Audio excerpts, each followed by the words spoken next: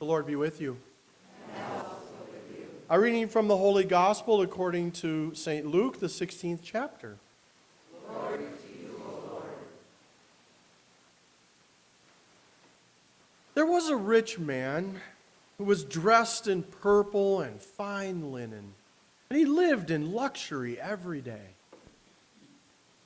At his gate was laid a beggar named Lazarus, covered with sores and longing to eat what fell from the rich man's table.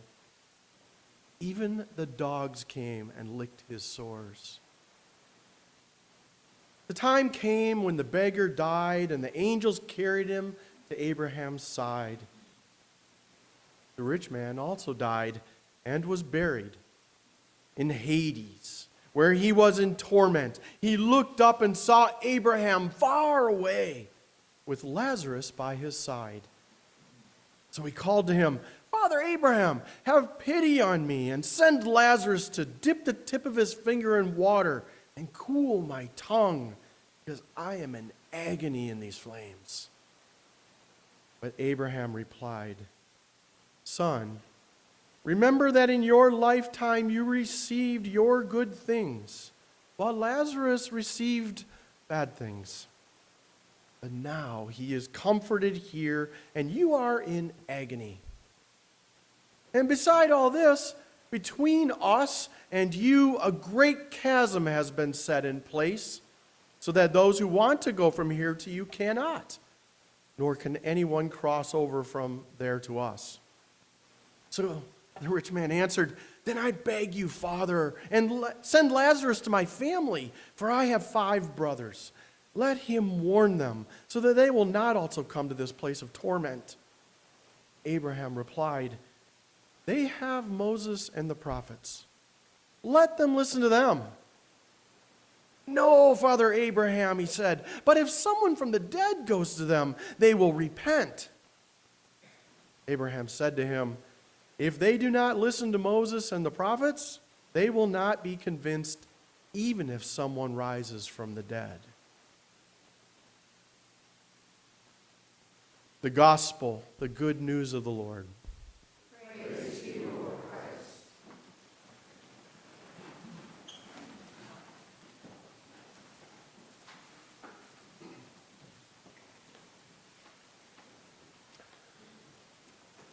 So you know how we've been listening for a solid 2 months now to this Gospel of Luke, where we've been getting parables,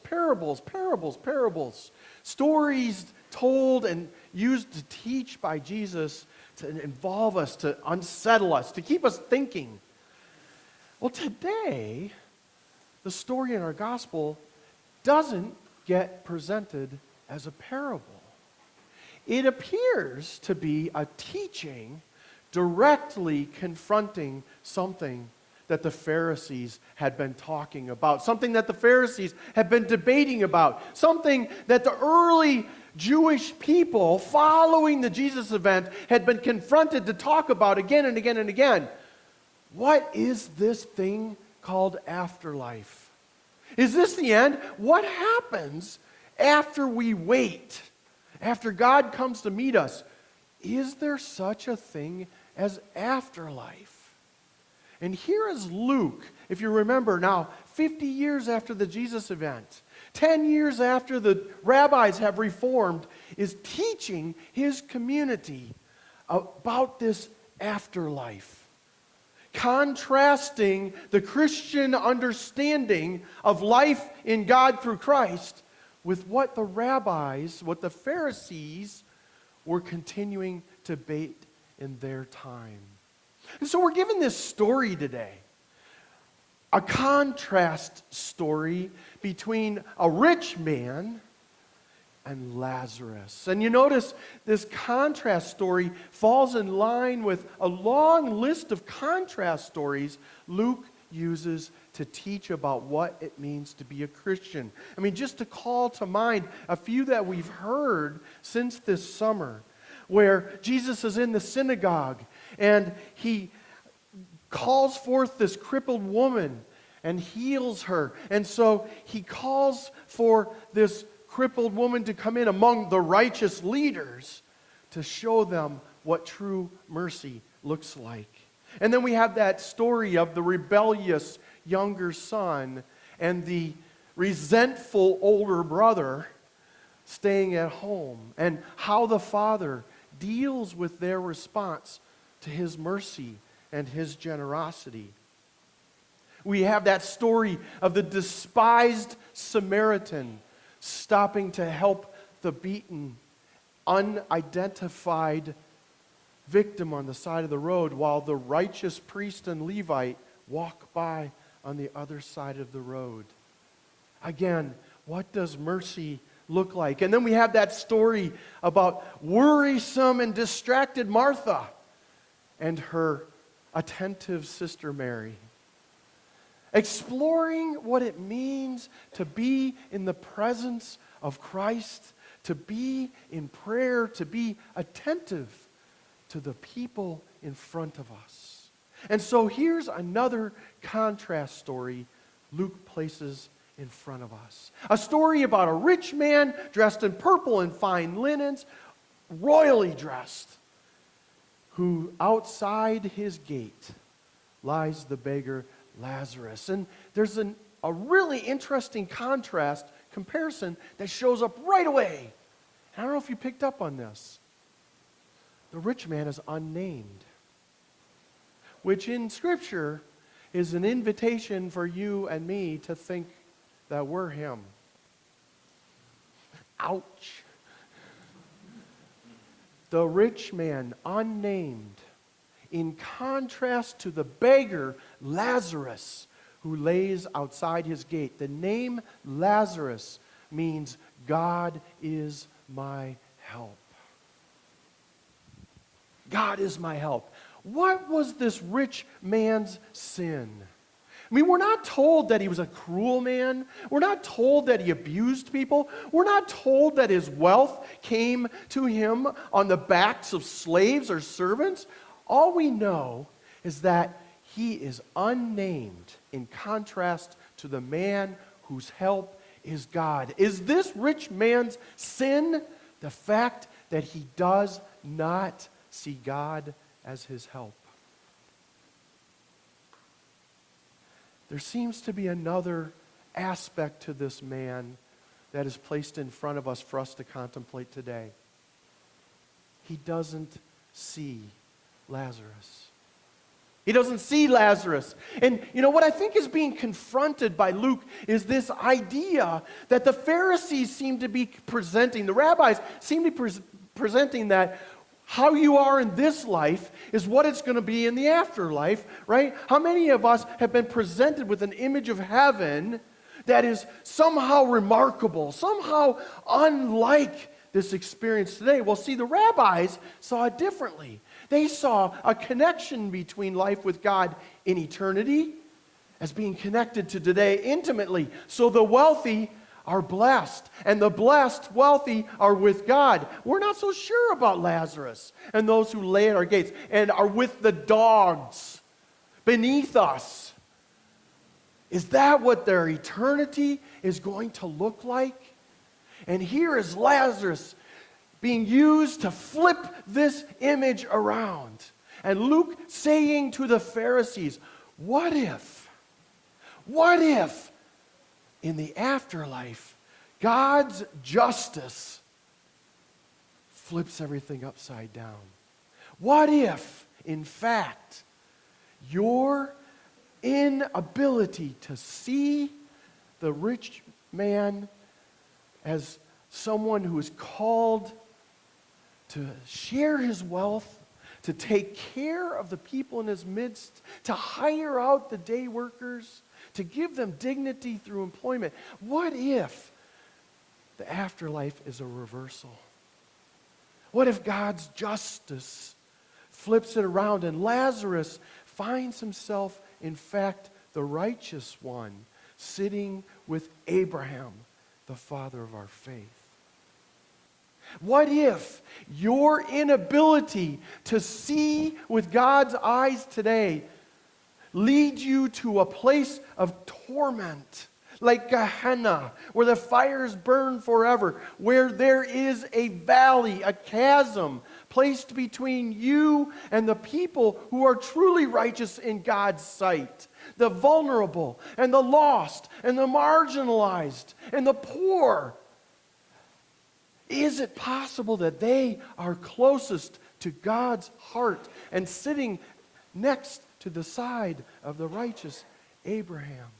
Because the implication to the rich man is, you're the one who created the chasm. I don't know how many of you have been presented with the teaching of heaven and hell as if this chasm, this separation, is God's punishment against those who have chosen against Him. But in fact, if we read this, it suggests to us that the chasm that is placed between us and the righteous ones, the chasm that is not able to be crossed over by purely crying out, is created by our hearts and by our choices.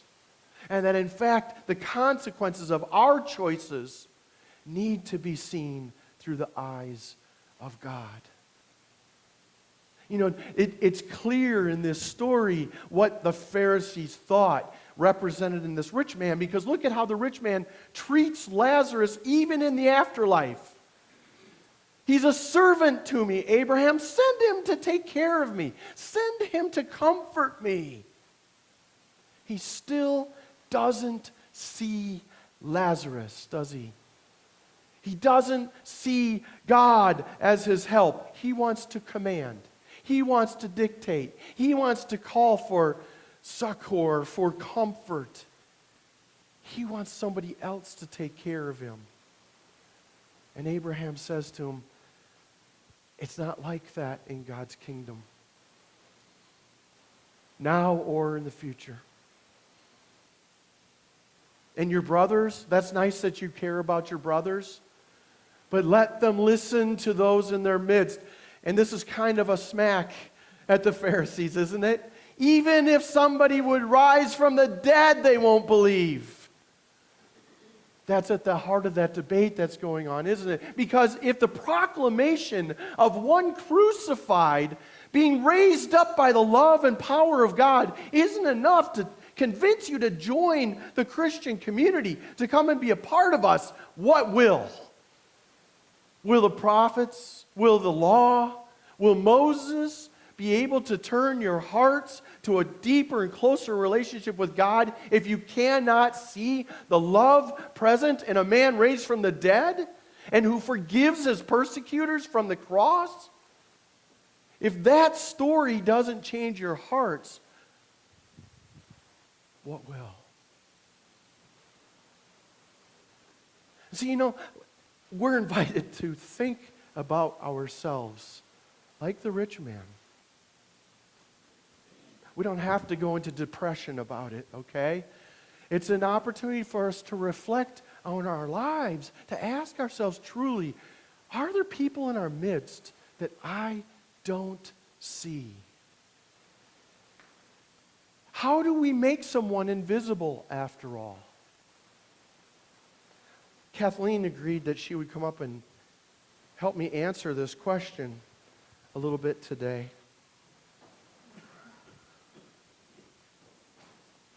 So how do we make somebody invisible? Kathleen, do you mind just taking a seat? You know, a friend of mine was preparing to be a physical therapist. And during his training, for 3 days, they had to spend time in a wheelchair. And they had to go out into public so that they could experience a little bit of what some of the folks that they tend to experience in their recovery or in their lives. It's a practice in empathy. And so I was talking with my friend after this experience, and he said to me on the second day, my wife and I went out to a men's clothing store. I was going to buy a new suit. And I wheeled myself into the clothing store, and the salesperson came out and immediately walked over to us and looked directly at my wife and said, "What size is he?" And then she said, "And what color is his favorite? Does he like stripes?" He said, I became invisible to her. And I reached up and I tugged on her arm. And I said, "I'm right here, and I can talk." And it was as if she hadn't seen me. It was like I shocked her.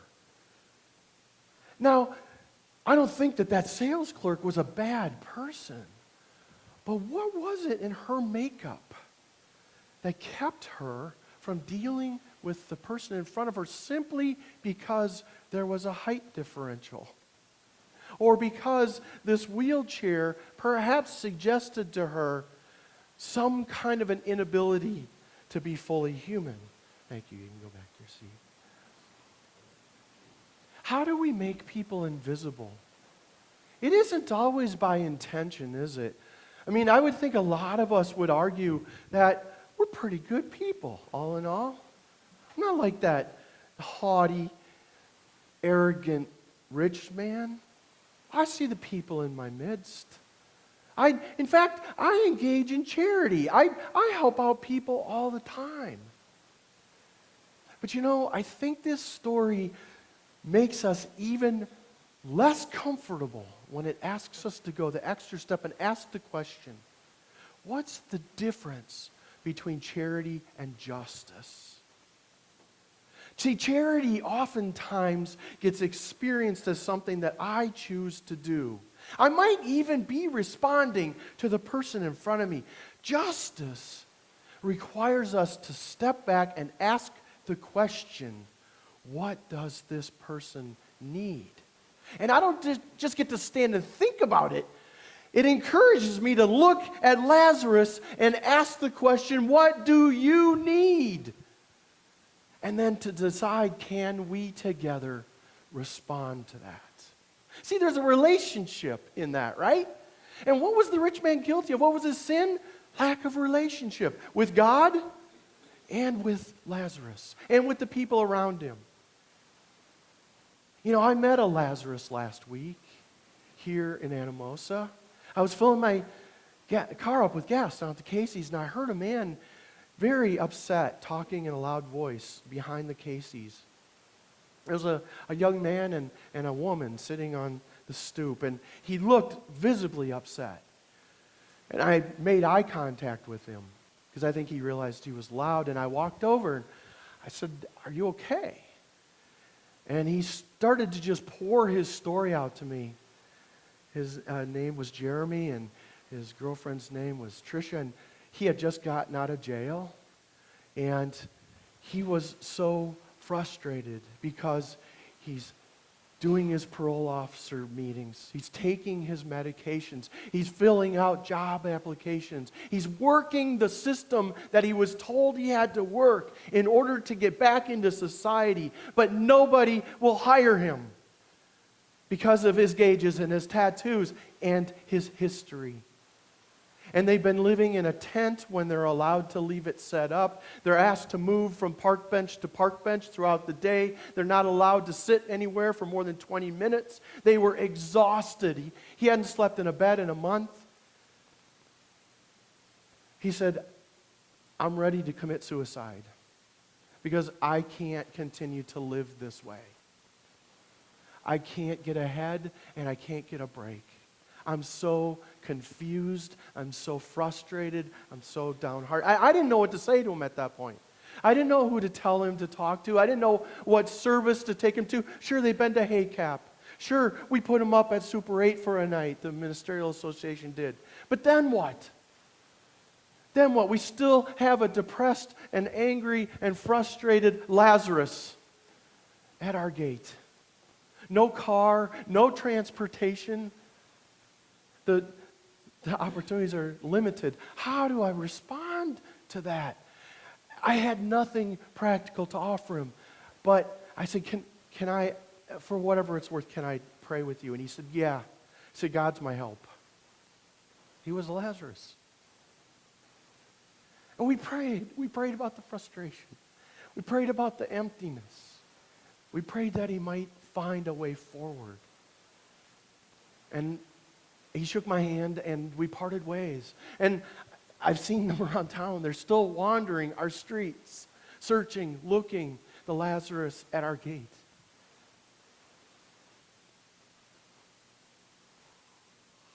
Not invisible, but very hard to respond to. Very hard to find justice in the midst of that situation where he feels life is stacked against him. I don't know if you have a Lazarus in your life right now, someone that you can look at and think about asking them, how can I help you? It might be the alcoholic brother-in-law. It might be the person who hurt you 20 years ago. It might be your neighbor. It might be the people a mile down the road from your farm. It might be the people in our neighborhood. It might be the clerk at the store. Do you need anything from me today? Because, we can't fix everything. That's not the point. The point is, do we see with God's eyes enough to try, to even contemplate, to think, can what I have, what I do, who I am, actually serve another person? Because that's how the kingdom of God comes to be, is expressed, is incarnated again today. I was taken back to two powerful images as I was reflecting on this. The first was from the movie Avatar. How many of you ever saw that movie with the big blue people? The alien and the human coming together. And at the end of the movie, the alien woman is holding the human man, and they say to each other, I see you. I see you. Not your blue skin, not your alien ways, not your 8-foot tallness, not our brokenness, not our separate homes, but I see you. That's what Christ calls us to with each other, is to see each other as an image of the divine, as an image of God. And I'm reminded, when I start to get down on myself, when I start to ask that question, have I done enough? How many of you have ever asked that question? We fall into that trap, don't we? That trap that says, I just got to do a little bit more. I just got one more act of charity and it'll all be okay. I'll feel good about myself. When we start to fall into that trap, I go back to the end of the movie Schindler's List. How many of you saw that? I just think that should be required viewing.